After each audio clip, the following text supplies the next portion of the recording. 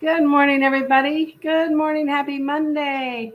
Yes, it's 10 after 10. I didn't schedule a time because I was busy. It's been a busy couple, I guess a month and a half for me. I haven't been on my game schedule wise. Sorry. Then I got this sinus thing going on. So, anyway, lots of stuff going on. It's all good. Did the stats, and we are at 116 days of inventory. Yay, Monday, yay, Monday. You all listed 110 homes over the weekend, which is awesome. We closed 111 on Friday, and we have 7,709 single family homes on the market. Now, of those, 2,964 of those are 450,000 and under. So that's kind of the meat of the market, and that's 38% of those homes that are single family listed. So that is good. You've got inventory, right? That's a good thing. Inventory is a good thing. Now, the $1 million homes are still selling almost 5 a day. We have 971 available million plus homes. And year to date, we've sold 1,326 for an average rate of 4.7 or almost 5 per day. So that market has held steady. Now, the other part of our market, the under $1 million market, we're only selling 66 homes a day, but that includes the $5 million homes. So we're really only selling 61 homes a day right now, but that's going up. It was 40 something, I think. Let's see.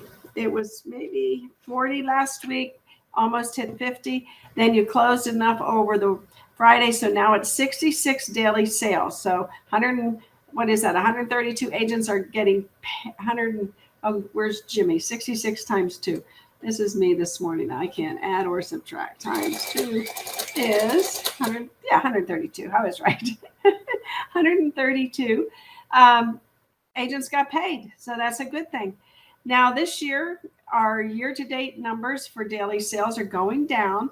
It's now down to 112, and we'll see that probably subside as the year goes on, and we'll see how we end up. Last year, we ended up with 141 year-to-date sales. So, and for the whole year last year, we sold 50,808 homes and townhomes and high-rises altogether.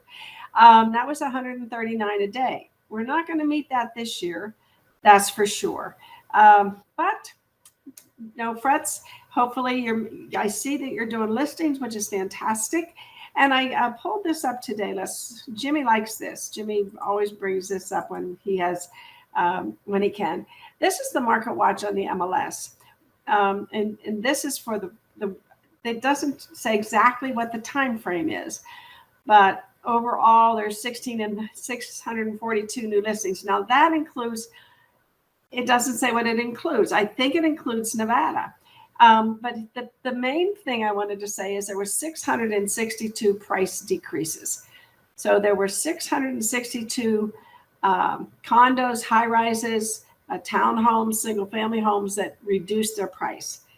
But not to worry because if someone bought a home in 2021 and they have to sell it now, I mean, they even if they bought in December when the median price was $430 and now the median price is $450, they still are not in short sale or foreclosure territory, hopefully, depending on their financial situation. But there are some increases in foreclosures and in defaults. I was talking to some agents last week who follow the defaults, and they said, yes, there are more defaults right now. There are more people who are not paying their mortgage, and I'm sure that has a lot to do with inflation. However, what I don't understand is that we have jobs available. So I'm not so sure what's going on unless, I mean, if you're a carpenter and there's no carpenter jobs available, I get that.